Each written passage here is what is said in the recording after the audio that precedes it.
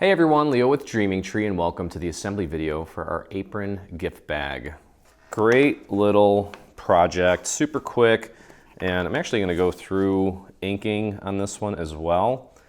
There are, we've included some wooden utensils here, and I cut this out of a wood grain texture. Now the bottom part of this little pocket, that's more just to help you with the alignment of the little pink piece that's going to go on top of it. So you do not need to ink that. I have my Memento. These are dye-based inks. Sometimes I use chalk, but most of the time I'll stick with dye-based inks. And all I'm doing is just using this felt applicator and applying a little bit of ink onto it and then just hitting the edges very gently. These are pretty delicate little pieces here, so you want to be careful. Use your fingers to kind of hold them in place so they don't get jostled around too much. And what I'm doing is just trying to add a little bit of a darker color around the edges so that it just looks like there's a, well, it doesn't just fade into. What I'm trying to do is just add a little bit of a darker brown to the edges so it has a distinct edge, just to make it look more realistic. Okay, that's pretty straightforward, and that looks pretty good. Could go crazy with that, but I don't think it's necessary. That will be on a little pattern. There'll be a pattern behind it, so that will help with some contrast as well. But I just wanted to darken it up a little bit. And then we also have, this is the pattern that I decided to go with here, and I'm going to hit that with a little bit of pink around the edges. Okay, so just applying a little bit of ink on there. And you know what, I'm thinking that maybe, well, let's test this out here. Let's see what this looks like. Yeah, see, I think even though it is pink, that color just isn't jiving with me. Let me try this one here. This is kind of like a pinkish orange, actually. I think this might work a little bit better. Yeah, I like that better. Kind of blends better. This is my Morocco color. Now that I look at it more, it's a little more orange than it is pink. Yeah, I'm just going to go hit the edges a little bit. Again, just to sort of define the edge. And you know what you can do? Sometimes there's not like a perfect color to match your pattern paper. And occasionally what I'll do is I'll actually experiment with multiple colors, multiple inks around the edges, and just kind of allow them to blend together to create a new color. That's pretty much how all colors are made anyway. Let me grab some pink here and just hit that with a little bit of pink on top of that orange.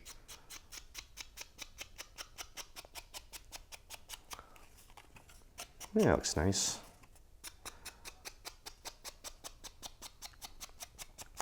Now, one of these is for the back, one is for the front, and you'll notice that the one for the front actually has some little score marks. And that's for this little piece here. So I need to hit that with some ink as well. And I'm going to grab the pink on this one. Now the ink also, it really depends on what you're inking. It will actually determine how that ink pops and how it stands out. Sometimes it just blends and just makes the color of your cardstock a little bit darker, while other times it really stands out and represents itself more accurately. In this case, all it's kind of doing is darkening what's already there, since the color I picked is relatively close as far as the pink goes. I mean, it's not exactly the same color, but you can see that's more vibrant, but once you hit this parfait color, it sort of just blends and makes it darker, which is perfect. That's exactly what I want. Okay, so I'm only inking the front of it just for demonstration purposes, And I also need to hit this piece because that's actually going to go on that little pocket. So just going around the edges. And this definitely and absolutely comes in very handy when you're working with paper that has a white core. Okay, because some of your pattern papers, the ink doesn't go all the way through. There's like a white center in the paper, and that's what I mean when I say white core. And especially on darker colors, that doesn't always look the best. So it kind of helps to ink the edges to hide that big pop of white that's coming off from the sides. Okay. All right. So one other thing too that we want to do, we were going to cut the little circle out all the way through and just have you tie it in the back. But I like when the ribbon kind of stands up on its own. And what we decided to do was actually take the ribbon, feed it through, and hot glue it to the back before we glue down the panels. So what you can do is feed your ribbon through, feed it through as much as you need to, just so that you have a little bit of excess back there. And what we're going to do is just hot glue that down flat, like so. I'm going to give it a second for my hot glue gun to warm up, and then feed the other one through the same way. And we'll adjust the ribbon so that the loop is nice and straight. Let's feed that through as far as we can. Spread it out a little bit. Okay, and I want it kind of like that. Okay, before we do that though, obviously, we need to take and glue this part down. Otherwise, we'll never be able to get that loop through, or we won't be able to put the panel on, I should say. So go ahead and take your pattern paper and let's glue it onto this piece. And there's some stitching on here as well. If you want, you can have your machine draw in the stitches. They are on a separate layer, or you can draw them in manually. It's up to you. Okay, so we'll do that to both sides. I did one where I drew in the stitches, and you know, I'm not a big fan of it. In some instances it looks good. In this instance it didn't like it as much. And the problem with the machine doing the stitching is when it initially pushes down, it kind of bleeds a lot at that point, and then it moves. So there's always like a little dot and then a line after it, and that even happened with me. So maybe I just need to try a different pen or something, but that's okay. All right, so let's go ahead and do that one more time with our ribbon. Just gonna feed that through both sides. Just bring it in, get the other side, bring that in. Then we're just gonna hot glue that down. If you wanna use regular glue, you probably can. You're just gonna have to wait a little bit longer for it to set, and then straighten that out so that kind of goes up like that. Okay, I want it to stand up nicely, and once we glue it down, it will. So put that down flat, and you don't really need that much excess there, so you can trim off a little bit so it's not as bulky when we glue it down. Okay, and let's straighten that out a little bit, and just put a little drop of hot glue there. Clean off the tip of your hot glue gun and press that down into place. Do the same thing on the other side. And press that down. Okay. And that's enough. Okay, we can also, yeah, I like it this way. There we go. It's like the little part that goes around your neck if you're wearing an apron. All right, we'll do the same thing on the other side, and then we'll just put this little guy together. Very simple construction. The actual little bag is one piece, so not much paper. You'll probably fit, well, maybe two on one sheet of 12 by 12. Maybe I'd have to double check. All right, let's feed that through.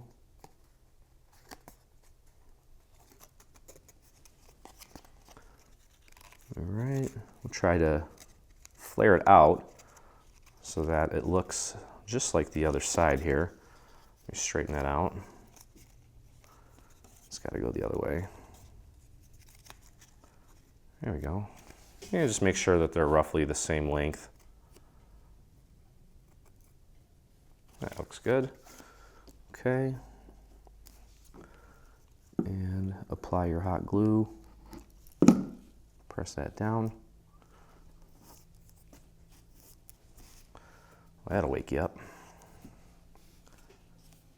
And the other one.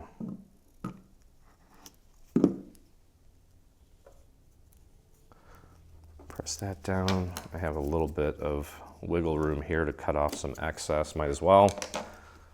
Okay, that looks good. Wonderful. All right, let me turn this off.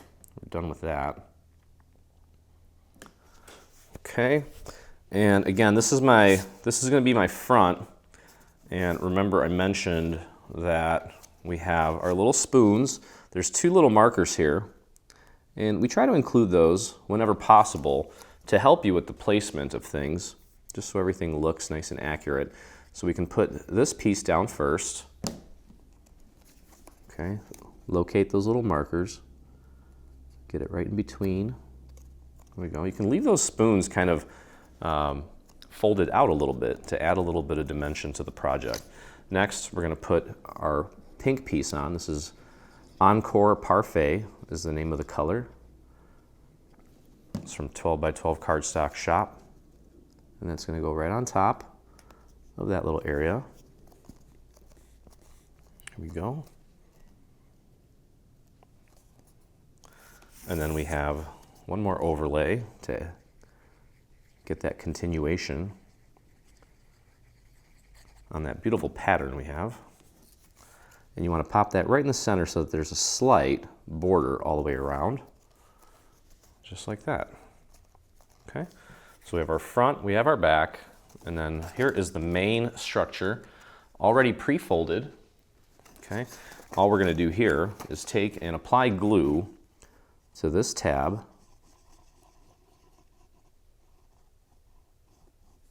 And then we're going to take and spread that out to the very edge. And you can actually, since this is a symmetrical piece, place that down flat, grab the other end, and pop it right into place. Press down. And what I like to do is take it and then fold it over onto this seam where we connected the tab to the main piece, just to make sure that it's sitting perfectly flat. It should be able to fold both ways.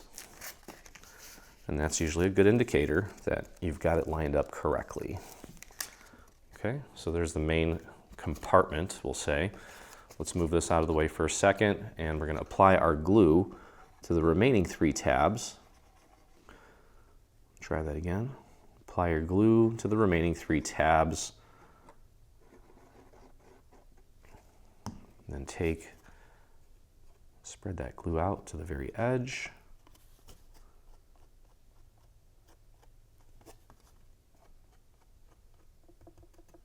There we go. And we'll take our lid, we'll call it a lid, bring it down, line it up with this side here. Get that all the way out to the edge, make sure it's centered. Start pressing that down. And then occasionally you'll have to kind of nudge walls in or push walls out or sides. I'll call this a wall. Okay, and then if you have a little dowel handy, since it's relatively small in there, it helps to have a little dowel instead of trying to jam your whole hand in there and risk destroying your little bag. Okay, there we go. And now take and apply a little bit of glue around the tabs and a little bit in the middle. Take this final piece and just drop it inside. That hides the tabs and also strengthens the bottom. And then finally, all we have left is to take and apply our panels to the front and back. Okay, and we'll simply just take and apply glue to this entire piece.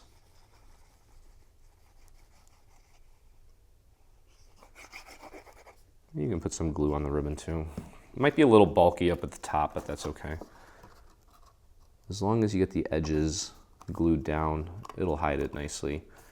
Okay, so that being said, kind of work the edges around the ribbon first, and if we need to go back and kind of paint some glue towards the bottom, it's not a big deal. There we go. Okay, you can put that down on your surface and press down from the inside. Keep that on a flat surface so you don't risk warping the paper or destroying anything. That looks nice. And it's just enough to stick your little fingers in there so that you can pick it up. And my edges look pretty good. There we go. What a cute little project. Okay, and do the same thing on the other side.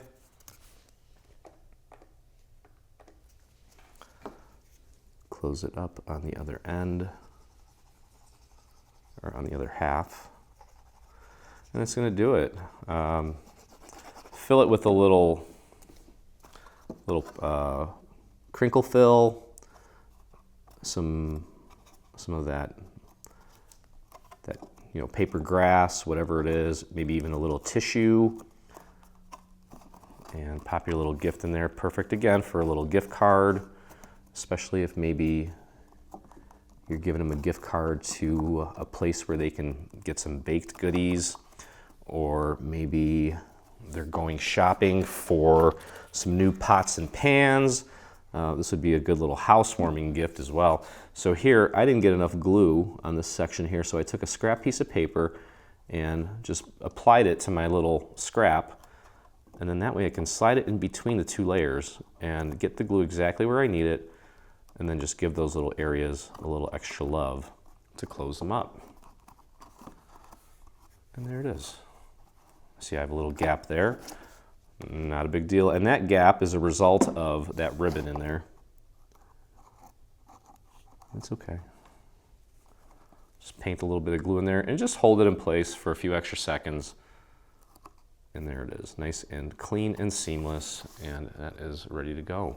So that's going to do it for our Apron gift bag. Hope you guys enjoyed the video. If you did, please visit us on our YouTube channel, hit that subscribe button. While you're there, hit the little bell so you get notifications anytime we release a new project, whether it be paid or free. And if you make this or anything from our Hobby Time bundle, I'd love to see it, and so would the rest of our community. So head over to your Facebook, do a search for Dreaming Tree Official. That's where you'll find myself, and I believe it's 47,000 other dreamers that inspire us daily. So hope you had a great time, and as always, look forward to crafting with you again. Hey, thanks for crafting along with me. I hope you enjoyed this video. If you did, check out some of our other videos, and please consider hitting that subscribe button.